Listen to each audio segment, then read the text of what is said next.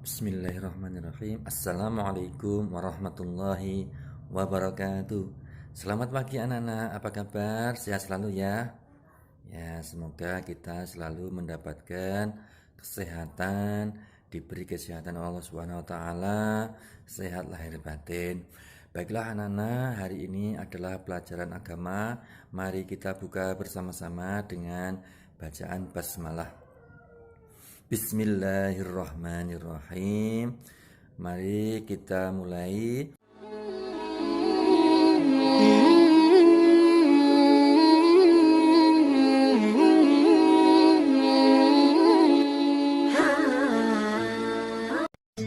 Assalamualaikum warahmatullahi wabarakatuh.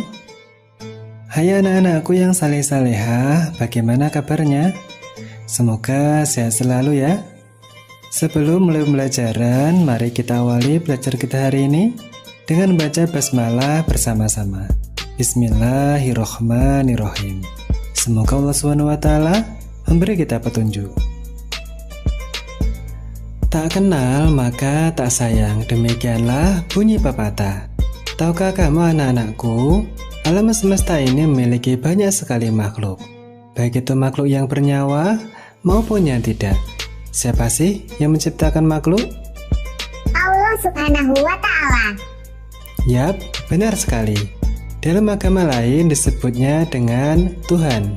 Namun, dalam agama Islam kita menyebutnya dengan Allah Subhanahu wa ta'ala. Maukah kalian mengenal lebih jauh tentang Allah Subhanahu wa ta'ala? Kalau kalian mau, yuk kita belajar Islam pastinya mengenal Allah Subhanahu wa ta'ala. Tahukah kamu bahwa Allah Subhanahu wa ta'ala memiliki nama-nama yang baik, atau kita mengenalnya dengan istilah Asmaul Husna. Dalam Al-Quran disebutkan bahwa Asmaul Husna berjumlah sebanyak 99. Dalam pelajaran kali ini kita akan belajar 4 Asmaul Husna, yaitu Al-Mumit, Al-Hayyu, Al-Qayyum, dan Al-Ahad. Sudah tahukah anak-anakku apa artinya Asmaul Husna tadi? Kalau belum, simak terus ya. Yang pertama yaitu Al-Mumit, artinya Maha Mematikan. Allah SWT telah berfirman, Kullu nafsin dha'iqatul maut. Setiap yang bernyawa akan merasakan mati. Surah Al-Imran ayat 185. Manusia, jin, setan, malaikat, dan makhluk Allah yang lainnya akan merasakan mati kecuali Allah Subhanahu wa ta'ala. Oleh karena itu, kematian tidak dapat dihindari manusia. Apakah kalian takut dengan kematian?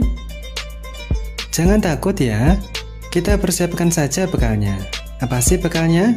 Yaitu seperti rajin sholat, rajin membaca Al-Quran, rajin belajar, serta patuh dan hormat kepada orang tua dan guru.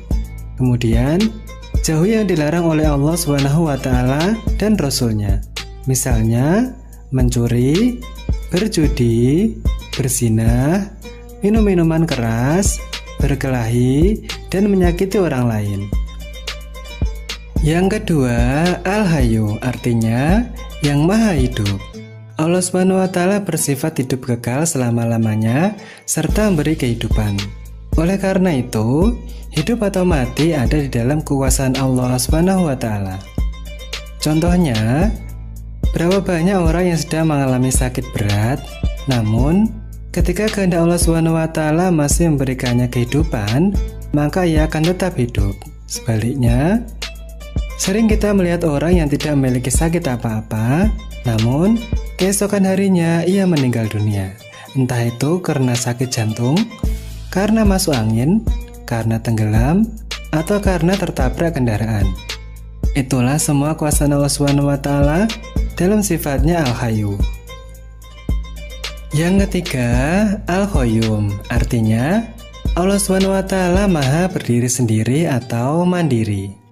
Yang bermakna Allah Subhanahu wa ta'ala tidak membutuhkan pertolongan dari makhluk ciptaannya.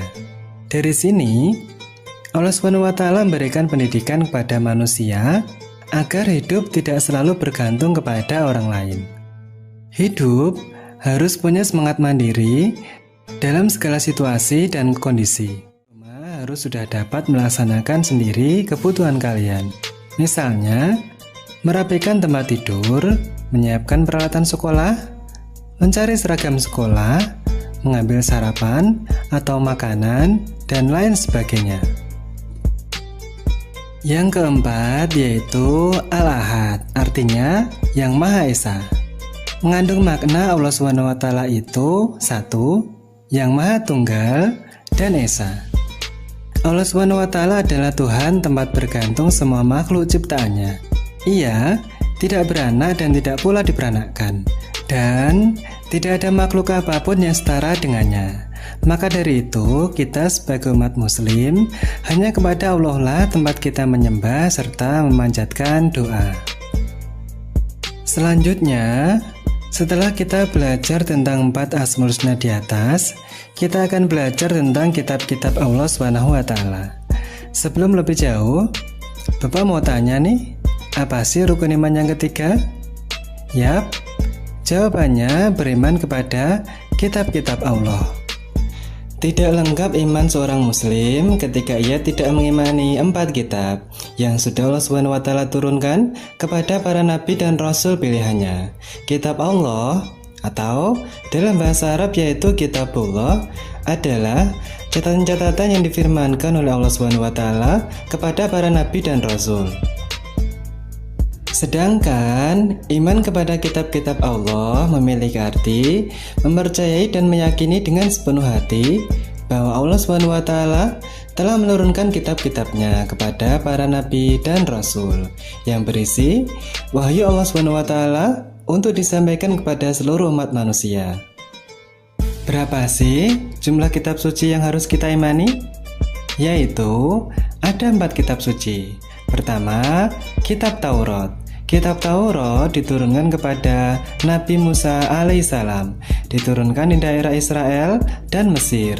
Kitab Taurat menggunakan bahasa Ibrani sebagai pedoman umat Bani Israel. Yang kedua, kitab Zabur. Kitab Zabur diturunkan kepada Nabi Daud alaihissalam, diturunkan di daerah Yerusalem Israel. Kitab Zabur menggunakan bahasa Kipti sebagai pedoman umat Bani Israel. Yang ketiga, kitab Injil. Kitab Injil diturunkan kepada Nabi Isa alaihissalam, diturunkan di daerah Yerusalem Israel. Kitab Injil menggunakan bahasa Yunani sebagai pedoman umat Bani Israel. Yang keempat yaitu kitab suci Al-Quran. Kitab Al-Quran diturunkan kepada Nabi Muhammad SAW, diturunkan di Mekah dan Madinah. Peristiwa turunnya Al-Quran dikenal dengan peristiwa Nuzulul Quran. Wahyu pertama adalah surat Al-Alaq ayat 1-5. Diturunkan ketika Nabi Muhammad sedang menyendiri di Gua Hira, Mekah. Hal ini menandai diangkatnya Nabi Muhammad SAW sebagai Rasulullah atau utusan Allah SWT. Ketika diangkat menjadi Rasul, beliau saat itu genap berusia 40 tahun. Al-Quran terdiri dari 114 surah, terbagi dalam 30 juz dan 6.236 ayat. Al-Quran diwahyukan secara berangsur-angsur selama 22 tahun, 2 bulan, dan 22 hari. Al-Quran menyempurnakan seluruh hukum-hukum Allah SWT yang terdapat dalam kitab-kitab sebelumnya. Al-Quran adalah rahmat bagi semesta alam.